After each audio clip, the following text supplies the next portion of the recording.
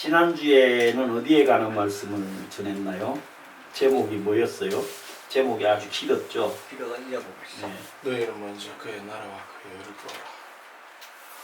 그건 그 앞주. 저번 주도 연달아서 한 거 아닙니까? 들었는데. 네. 영상으로 다 듣고 들었습니다. 계셔가지고. 네. 너희는 먼저 그의 나라와 그 의를 구하라. 네.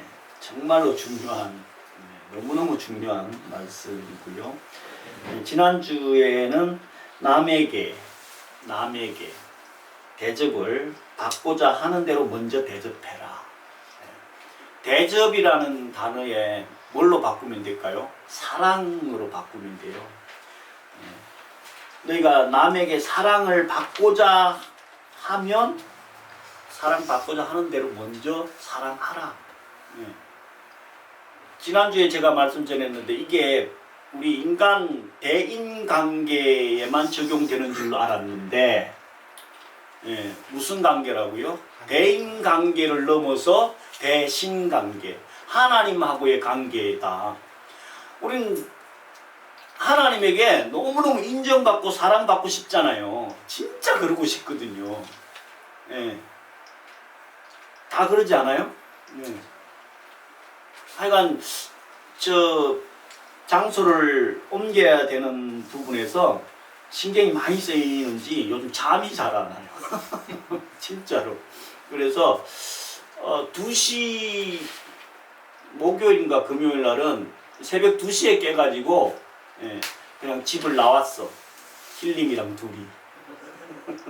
제가 있어서 얼마나 위로가 되는지. 2시 돼가지고 씻고 나와갖고 여기서 계속 기도했어요. 그 다음날 3시에 나왔고, 그 다음날은 5시에 나왔고. 왜 나와서 뭐 했을까요? 하나님께 진짜 사랑받고 하나님께 인정받고 싶다. 사람을 넘어서.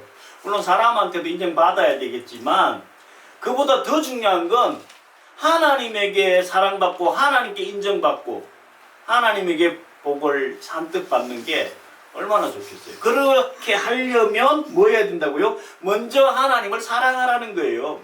하나님께서는 이 땅에 오셨잖아요. 성육신. 이거보다 더 큰 사랑은 사실은 없어요. 하늘 보좌 버리고 이 땅에 오셨다니까. 우리 피조물의 형태를 입으시고 오신 것만도 감당이 안 되는데 뭐 하셨다고요? 십자가에 죽기까지 사랑해 주셨다니까.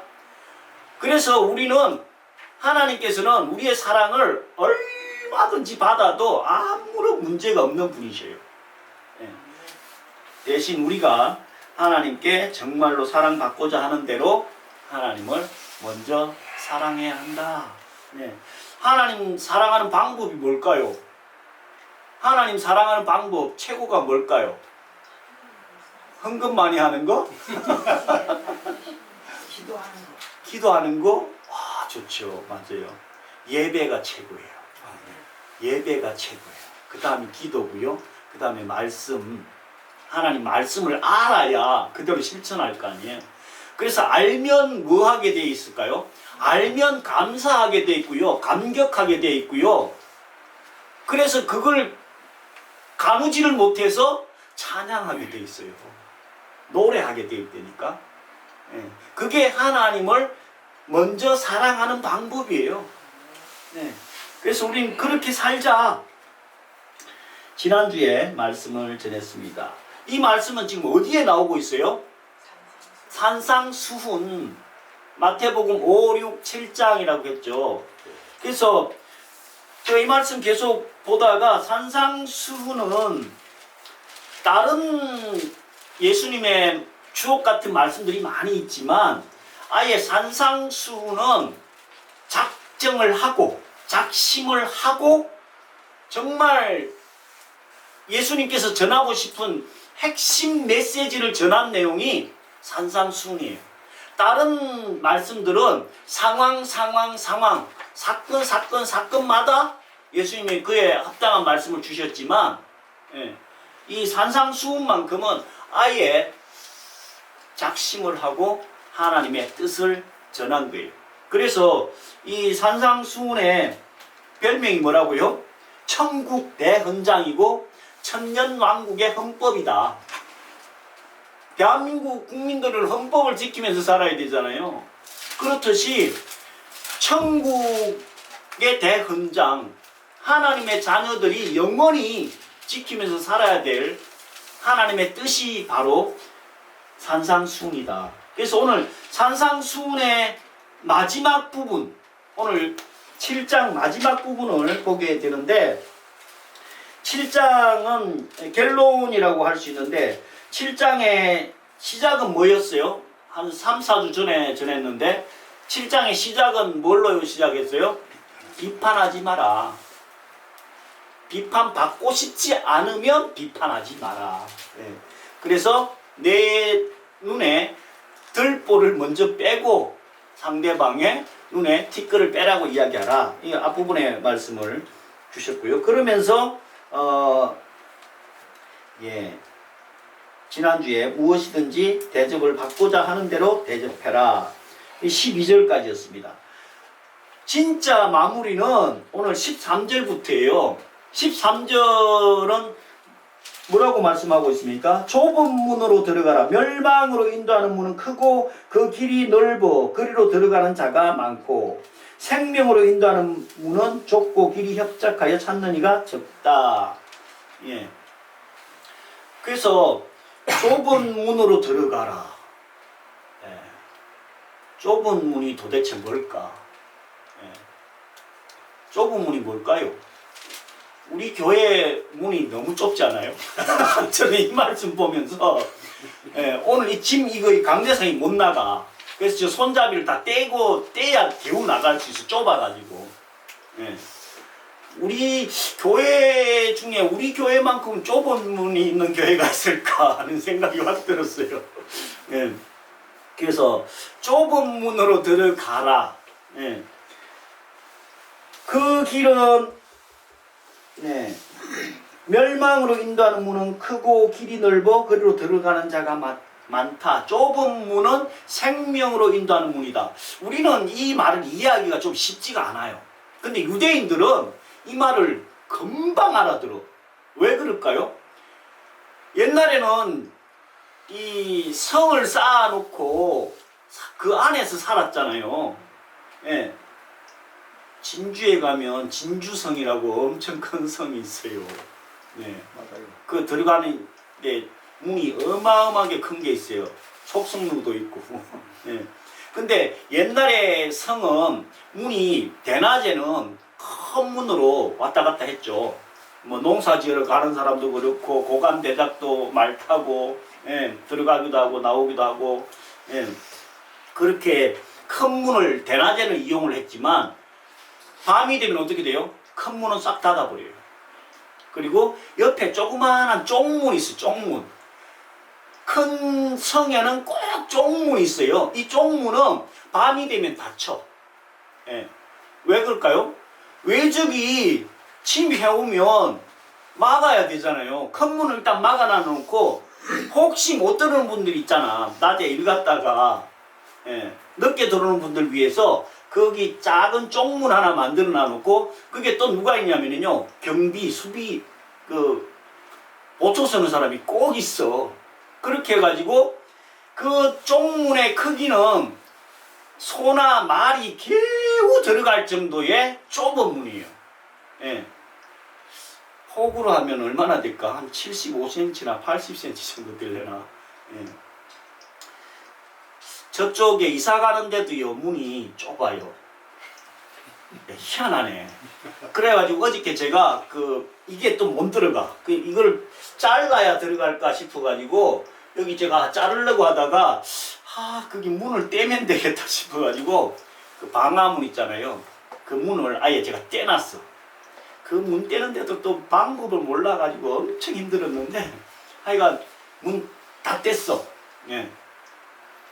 그렇게 해서 거기도 그러고 보니까 좁은 문이네.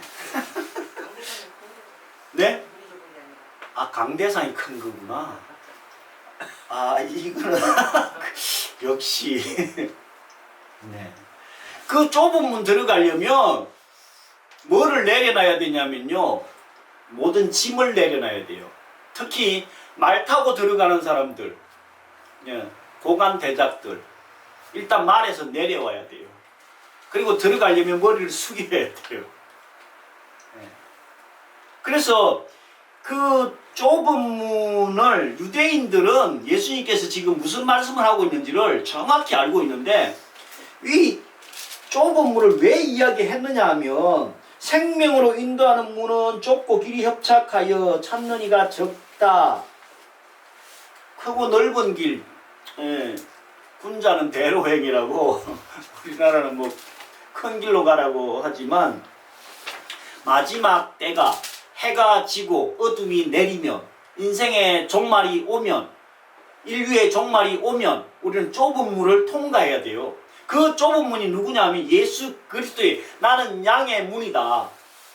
그 유대인들은 유목민들이기 때문에 울타리를 딱 쳐놔 놓고 문이 딱 양들이 들어오고 나가는 문은 딱 한 문밖에 없어요. 그게 입구에 누가 서 있어요? 예수님께서 목자가 딱 서 있거든요. 그래서 이 안에 들어갈 수 있는 자인지 아닌 자인지를 그 문을 통해서 평가하고 기준을 딱 세워놓고 들어가야 될 사람, 못 들어갈 사람을 예수님께서 평가하고 계신데 성경은 이 좁은 문, 이 부분 13절, 14절까지만 이야기하면 뭔가 이해가 부족할 수 있어요. 그래서 진짜로 이야기하고 싶은 핵심 메시지는 뭐냐면요 15절부터예요. 예수님께서 좁은 문 이야기하면서 15절부터 진짜 하고 싶은 이야기가 마지막 끝절 29절까지 이어지고 있거든요. 그래서 15절의 말씀이 뭐예요? 거짓 선지자를 삼가라. 양의 옷을 입고 너에게 나오나 속에는 노략질하는 일이라. 뭘 조심하라고요? 거짓 선지자. 거짓 선지자. 예. 그래서 거짓 선지자들을 삼가하라. 양의 옷을 입고 너에게 나오나 속에는 노략질하는 일이다. 예. 요 문구를 읽으면 누구 생각이 나요? 이만희? 정광훈? 네, 저는 저 이준석이 생각났는데 양두구육. 양을 파는 줄 알았는데 개고기 팔았다. 네. 속 겉에는 양 같지만 겉에는 완전 일이다. 일이 개보다도 더한 일이다. 네, 그 거짓 선지자들 조심해라. 그러면서 16절 그의 열매로 그를 알지니 가시나무에서 포도를 또는 은건키에서 무화과를 따겠느냐. 이와 같이 좋은 나무마다 아름다운 열매를 맺고 못된 나무가 나쁜 열매를 맺는다. 그 열매로 그 나무를 안다고 그랬잖아요. 우리 사람들의 열매는 뭘로 나타난다고요? 네, 행위로 나타나는데 금방 드러나고 금방 확인할 수 있는 상황이 있어요. 뭘까요? 그 사람이 쓰는 언어예요. 속에서 저번에 말에 대한 얘기할 때 말씀드렸잖아요. 속에 있는 게 겉으로 나오기 때문에 그 사람이 어떤 언어를 쓰느냐에 따라서 그 사람이 열매를 아는 거예요. 어제 그저께도 일 끝내고 그 식당에 집에 밥이 없어가지고 식당에 밥 먹으러 갔거든요. 저 유리목. 거기 또 옆에 앉은 노인네가 말을 하는데 한마디 하면 욕, 그 다음에 또 욕. 한 70은 넘어 보이는데 남자분 두 분이 앉아서 옆에 앉아갖고 대화를 나누는데 절반이 욕이야. 야, 참. 예. 물론 친구끼리니까 가까우니까 그럴 수 있지만 나이가 70이 넘어가지고 대화 자체가 계속 욕만 나온다는 게 요즘 어린애들 그 중학교 1, 2학년들은요 절반이 아니라 90%가 욕이래요. 대화를 욕으로만 다 한대. 큰일이에요, 큰일. 그래서 우리의 사람들의 열매는 그 사람이 쓰는 언어만 딱 보면 영국 사람들은 그 언어를 어떤 걸 쓰느냐에 따라서 귀족인지 천민인지 그냥 겉으로 드러나지는 않지만 언어만 딱 쓰는 언어만 알면 그 사람의 계급을 신분을 어느 정도 알 수 있다는 거예요. 왕궁에서 쓰는 언어가 다르잖아요. 우리 저 사극 봐도 왕궁에서는 희한한 언어를 쓰잖아. 우리 일반인들이 안 쓰는 언어를. 네.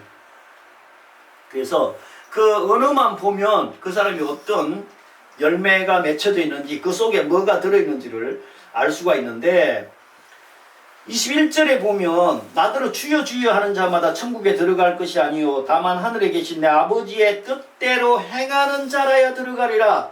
그날에 많은 사람이 나더러 이르되 주여 주여 우리가 주의 이름으로 선지자 노릇하며 주의 이름으로 귀신을 쫓아내며 주의 이름으로 많은 권능을 행치 아니하였나이까 하리니 그때 내가 저희에게 밝히 말하되 내가 너희를 도무지 알지 못하니 불법을 행하는 자들아 내게서 떠나가라.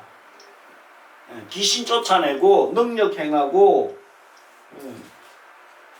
선지자 노릇했다. 이 말씀에 딱 부합하는 분이 계시더라고. 귀신 쫓아내고 능력 행하고 선지자 노릇한 사람 누군지 아세요? PD 수첩에도 나왔는데 이만희는 뭐 귀신 별로 못 쫓아냈어. 능력 별로 안 행했어. 브라질 그것도 아니고요. 그것도 능력은 별로 없어. 귀신 제일 많이 쫓아낸 사람 누구예요? 김기동. 베레아 김기동. 예. 베레아 김기동. 그 PD 수첩에 나와가지고 80이 넘은 노인네가 뭐 했어요? 20살도 안 된 그 젊은 아가씨 데리고 호텔에서 맨날 생활하고 힘도 좋아. 참 어이가 없어. 예. 그러면서 한때는 베레아 김기동 하면 귀신 쫓아내는 걸로는요. 발음을 좀 주의해 주십시오. 꼭 나 부르는 것 같아요. 아 김기두. 네 많이 그 정도는 구분이 됩니다. 걱정 안 하셔도 돼요. 네. 그러니까 나더러 주여 주여 하는 자마다 선지자 노릇하고 귀신 쫓아내고 능력 행해도 내가 도무지 니들을 모르겠다. 이런 사람들이 넓은 문으로 가는 존재들이라는 거예요. 네. 그래서 좁은 문으로 우리는 가야만 생명의 길로 인도하는 거다. 네. 어저께도 3만 명이 모였어요. 누구를 쫓아서 그 당 이름을 내가 잘 모르겠어. 정강훈 목사 무슨 당 이름이 있던데 거기 당 아까 우리 홍 집사님한테 물어. 네, 뭐 무슨 이름이 엄청 거창하대. 길어 하여간 큰일이에요, 큰일. 네. 자, 이런 분들은 그냥 다 생각도 하지 말고 오늘 빌립보스 3장과 디모데후서 부분을 보면 이 빌립보스하고 디모데후서 누가 썼어요? 누가 썼어요? 출판사 격리 아가씨가 썼나요? 네, 사도 바울이 쓴 성경 말씀이잖아요. 그래서 이 빌립보스 3장은 옛날 성경은 종말로라고 되어 있거든요. 종말로 형제들아 기뻐하라. 그러면서 개들을 삼가하고 행악자들 손할례당을 삼가해라. 개들이 누구냐면요. 아까 그 넓은 길로 인도하는 멸망길로 인도하고 있는 거짓 선지자들을 개들이라고 표현하고 있는 거예요. 그러면서 악을 행하는 자들 손할례당은 뭐냐면요. 이 할례의 영적 의미를 전혀 생각 안 하고 그냥 손으로 그 할례만 행한 그 형식적인 육체적인 부분만 집착하고 있는 그 바리새파들을 이야기하고 있는 거예요. 그래서 이 가장 좁은 길로 걸어갔던 성경의 인물을 뽑으라고 하면 저는 주저없이 사도 바울이라고 이야기하고 싶거든요. 예수님 다음으로 좁은 길을 가신 분이 사도 바울이에요. 그래서 이 사도 바울이 예수 그리스도를 알고 난 이후에는 예, 모든 걸 뭘로 여긴다고요? 배설물로 여긴다. 근데 육체의 세상 기준으로 자랑할 것 같으면 나도 자랑할 만하다 이 얘기예요. 왜요? 내가 8일 만에 할례를 받았고 유대인들은 난지 8일이 되면 남자들은 무조건 할례를 합니다. 예. 그래서 요즘 애들 낳으면 며칠 만에 할례를 해야 되나, 예, 포경수술 해야 되냐, 뭐 사춘기 때냐 언제냐 이야기하는데 성경적으로 보면요 8일이 예, 가장 좋다는 거예요. 그때가 통증도 제일 안 느끼고 자연스럽게 할 수 있대요. 그래서 8일 만에 할례를 받았고 지파는 어디 지파라고요? 베냐민 지파다. 그러면서 히브리인 중에 히브리인이다. 이 말씀은 뭐냐면요. 히브리인 중에 히브리인이 누구가 대표를 하느냐면 가말리엘이라고 하는 엄청난 선생이 있어요. 사도행전에 나오는데 그 가말리엘의 문화생이었다니까 요즘으로 얘기하면 뭐 가장 유명한 교수 밑에서 예, 교육을 받았다 이런 뜻이에요. 예. 그래서 바리새파다. 바리새파라고 하면 요즘으로 이야기하면요 거의 국회의원 수준. 예. 그래서 나는 세상 기준으로 봐도 얼마든지 자랑할 만하다. 그런데 8절에 보면 예수 그리스도를 아는 지식이 가장 고상하고 배설물로 여기는데 내게 7절에 보면 내게 유익하게 생각했던 그것들을 전부 다 해로 여긴다. 네. 내게 유익하던 게 뭐예요? 세상 기준에 경쟁력 있는 거, 세상의 권력, 세상의 물질, 이게 오히려 나한테 해가 된다는 거예요. 그런 생각 들지 않으세요? 저한테 권력이 많으면 최소한 국회의원 정도 되면 어떻게 될까요? 엄청 오만, 방자, 교만, 예, 기고만장하겠죠. 거기다가 돈이 저기 이재용까지도 갈 거 없어. 그냥 한 10억 정도만 있어도 네, 어떻게 될까? 네. 정말 하나님을 믿을까? 네. 이 우리가 갖고 있는 그 물질이나 권력이나 건강이 오히려 해가 될 때가 있다니까. 예수 그리스도를 아는 지식 거기에 비하면 오히려 해가 될 수 있기 때문에 하나님께서 적당하게 겸손하라고 요 좁은 문으로 들어와야 되는 조그만한 교회를 저한테 줬구나. 교인이 아마 제가 한 1000명만 넘어간다고 하면 저 보기 힘들걸요. 네, 줄 서세요. 네, 기도 받으려면 봉투 요거 네, 아시죠? 저기 저 둥그런 동네에 있는 거기 계셨던 분은 기도 한번 받으려면 최소 한 장 갖고 가야 기도 받는다는 것 공공연한 비밀이었잖아요. 네. 저한테 기도 받는데 저 뭐 봉투 들고 오신 분 계셔요? 아직 한 명도 못 봤어. 한 명도. 네. 그죠? 근데 준비를 해야 되겠습니다. 사람이 교인이 많아지고 인기가 높아지고 힘과 권력, 물질이 생기면요 오만방자해지게 돼 있고 교만해지게 돼 있다는 거예요. 사도 바울은 나는 충분한 경쟁력을 갖고 있었지만 내가 예수 그리스도를 알고 나서부터는 그게 아무런 소용도 없고 오히려 배설물로 여긴다는 거예요. 그러니까 없는 거 세상 기준에서 좀 부족하고 없는 거요 너무 힘들어할 필요 없어요. 하나님이 나한테 적당하게 주시고 계시는구나.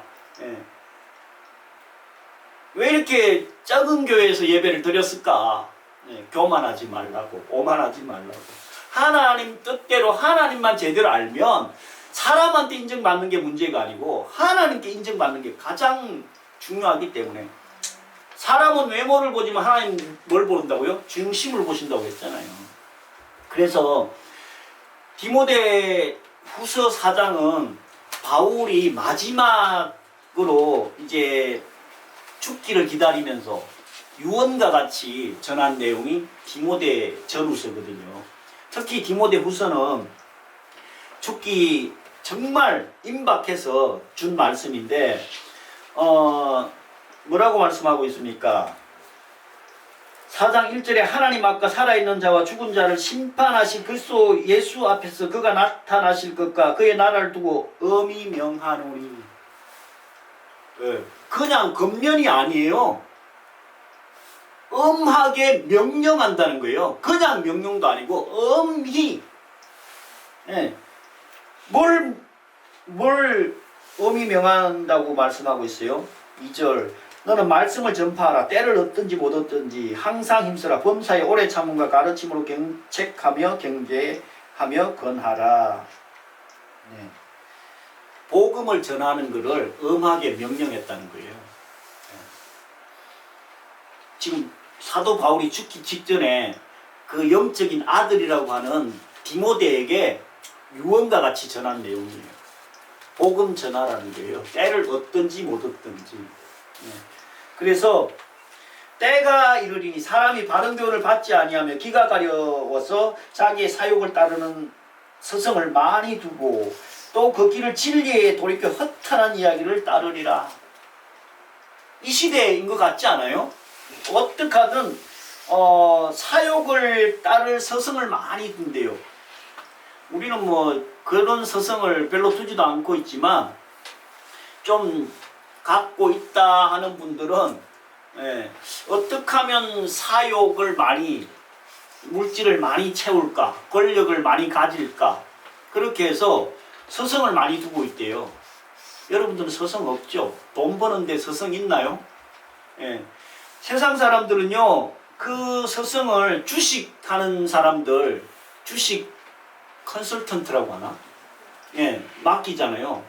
어떻게 해야 어떤 주식이 뜰지 거기다가 서성을 두고 하고 있죠. 그 다음에 권력 없는 거 부동산 특히 부동산은 좀 있겠네요. 서성을 두고 어디에 땅을 사야 건물을 사야 돈을 많이 벌겠습니까? 서성 그런 데는 기가 얼마나 솔깃한지 몰라. 저도 그래. 큰일이야. 네. 그래서 종말의 때가 되면 그런 사욕을 따를 서성을 많이 두고 요즘 좀 뜨는 건 또 뭐였냐 코인 가상화폐 어디 투자하면 좋다고 서성을 또 많이 두고 있는 분들도 있어요. 기가 가려서 그 길을 진리에 돌이켜 허탄한 이야기를 따른다. 허탄한 거. 아까 사도 바울이 이야기했던 물질과 권력과 그 세상 기준에 가지고 싶어하는 그런 것들은 다 해로 여기는데 사도 바울이 디모데에게 너는 그런 데에 신경 쓰지 말라는 거예요. 네 직무를 복음 전하는 데에 최선을 다하라.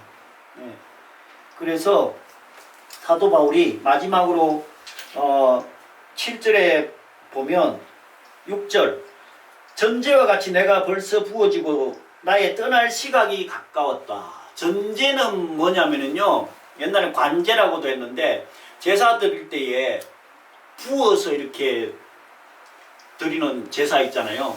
우리나라 그 제사 드릴 때 제사할 때 술이나 이렇게 붓잖아요. 부어 갖고 하기도 하고 묘에 가서도 이렇게 뭐 술을 붓기도 하고 막걸리 붓기도 하는데 그걸 전제라 그래요. 부어서 드리는 제사. 그래서 사도 바울이 이제 내가 다 부어 갖고 쏟아져서 내가 사라질 날이 됐다 이 얘기예요. 죽을 날이 머지 않았다. 그래서 전제와 같이 내가 벌써 부어지고 이제 내가 떠날 때 됐다는 거예요. 나의 떠날 시각이 가까웠다. 7절에 나는 선한 싸움을 싸우고 나의 달려갈 길을 마치고 믿음을 지켰으니 이제 후로는 나를 위하여 의의 면류관이 예비되었으므로 곧 어려우신 재판장이 그날에 내게 주실 것이며 내게만 아니라 주의 나타나심을 사모하는 모든 자에게도니라. 뭘 주신다고요? 의의 면류관.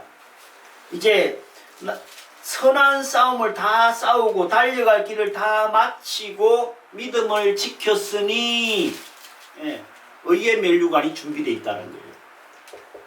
근데 사도 바울에게만 아니라 주의 나타나심을 사모하는 모든 자, 그 모든 자에는 누가 포함되어 있어요? 우리가 포함되어 있어요. 그 영원한 세상을 보고 나면, 알고 나면 좁은 길을 예수님께서 가라고 했는데 그 좁은 길 가는 게 결코 쉬운 게 아니다니까요. 세상 것 다 포기해야 사도 바울과 같은 삶, 예수님과 같은 삶을 사는 것이 좁은 길인데 그 좁은 길을 갈 수 있는 방법은 뭐냐면요. 그 마지막 끝이 뭐가 있는지를 알면 등산하는데 그 꼭대기에 아마 황금 덩어리 한 1km 정도 있는 거 알면 중간에 힘들다고 포기할까요? 돌뿌리에 걸려서 넘어졌다고 거기서 내려올까요? 거기 분명히 뭐가 있는지를 알면 끝까지 간다니까. 우리의 마지막이 의의 면류관, 영원한 세상, 천국과 지옥이 있다는 걸 알면 절대로 중간에 흔들리지 않고 포기하지 않는다는 거예요. 좁은 길을 갈 수 있다는 거예요. 그래서 오늘 산상수훈의 마지막은요, 좁은 길을 가라는 거예요. 특히 거짓 선지자들 따르지 말고 복음 전하면서 사도 바울이 엄히 니들이 내가 찾고 있던 그 세상 기준의 부귀영화 그거 다 해로 여기고 배설물로 여기고 하나님의 영광을 위해서 쓰임받을 때에 놀라운 의의 면류관이 준비되어 있다는 거, 이 말씀 잘 기억하셔서 하나님의 놀라운 사랑과 은혜와 복을 충만하게 받는 저 여러분 되시기를 예수 그리스도로 간절히 축원드립니다.